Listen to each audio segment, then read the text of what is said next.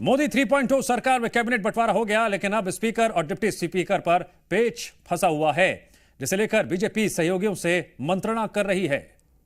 मंत्रणा की बात करें तो विपक्ष ने डिप्टी स्पीकर को लेकर एनडीए के सहयोगी टीडीपी पर पासा फेंक दिया है।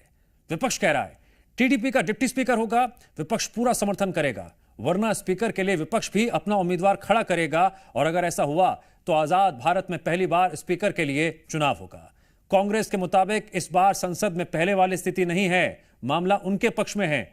तो क्या सुलझ जाएगा स्पीकर का पेच या चुनाव होगा? क्या है एनडीए की एकजुटता की अग्नि परीक्षा? मामला 50-50 का नहीं है, मामला हमारे पक्ष में है। वो तो बैसाखी पर चल रहे हैं, वो बैसाखियां बवाल मचा रही हैं। टीडीपी से लेकर जेडीयू रोज सरकार को लताड़ रही है, आरएसएस लताड़ रहा है, राजभर जी कह रहे हैं इन्हीं की वजह से चुनाव हार गए। तो मामला इनके पक्ष में नहीं है, 50-50 नहीं है, पलड़ा हमारा भारी है। देखिए कौन कब किधर चला जाए इनको पता ही नहीं है। मेरा अपना मानना है कि हमारे जो चुने हुए सांसद हैं, हमारे सदन की नेता जो हैं सोनिया जी और खरगे जी, इसका जरूर अच्छा एक निष्कर्ष आएंगे, निर्णय लेंगे। लोकसभा स्पीकर की लड़ाई बहुत महत्वपूर्ण लड़ाई है।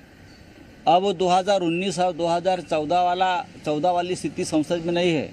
तो ये अगर चंद्रबाबू नायडू जी ने लोकसभा स्पीकर पद मांगा है और उनको अगर मिलता है तो हम उनका स्वागत करेंगे ज़रूर। लेकिन स्थिति बदल गई है। अगर हम चाहें तो हमारा बहुमत हम लोकसभा में दिखा सकते हैं। अगर चंद्रबाबू को ये पद नहीं मिला और चंद्रबाबू अपना उम्मीदवार खड़ा करते हैं तो हम पूरे इंडिया अलायंस में बातचीत करेंगे सब मिलकर, और हम ये कोशिश करेंगे कि पूरा इंडिया अलायंस चंद्रबाबू के उम्मीदवार के पीछे खड़ा रहे। एनडीए के गठबंधन के सदस्यों से फिर से उनको आगाह कर रहे हैं कि ये भारतीय जनता पार्टी है, इनसे जब हाथ भी मिलाओ तो अपनी उंगलियां गिन लिया करो। ऐसी प्रतिक्रिया सामने आने के बाद अब स्पीकर पद को लेकर तमाम तरह के सवाल भी हैं जो सामने आ रहे हैं। क्या स्पीकर पद पर सर्वसम्मति बन पाएगी बीजेपी? सवाल यह भी, क्या विपक्ष को डिप्टी स्पीकर का पद मिल पाएगा?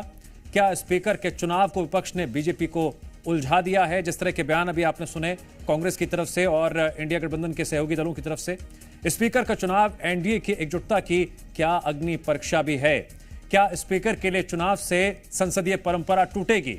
इन सवालों का जिक्र कई मंचों पर हो रहा है। वहीं इन सवालों के पीछे का कारण क्या है, यह भी आपको हम बता देते हैं। समझिए, बीजेपी हर हाल में स्पीकर अपने पास रखना चाहती है। क्या है इसके पीछे रणनीति? साल 1999 अटल सरकार गिर गई थी, सिर्फ एक वोट से गिर गई थी सरकार। इतिहास पढ़ेंगे तो समझेंगे क्या क्या हुआ था।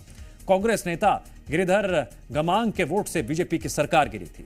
ओडिशा का सीएम बनने के बाद भी उन्होंने वोट किया था। स्पीकर ने गमांग को वोट देने की अनुमति दी थी। गमांग अगर वोट नहीं देते तो वाजपेयी सरकार बच सकती थी। तब स्पीकर टीडीपी के जीएमसी बालजोगी थे और इसलिए बीजेपी स्पीकर की ताकत अच्छे से जानती है।